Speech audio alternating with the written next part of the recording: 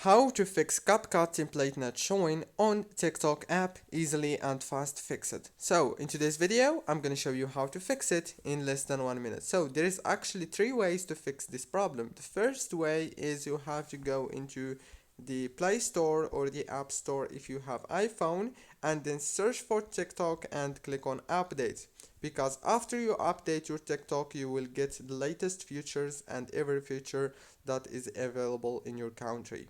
The second solution is open the settings and then go to the wireless and networks, and then enable the airplane mode and disable it again.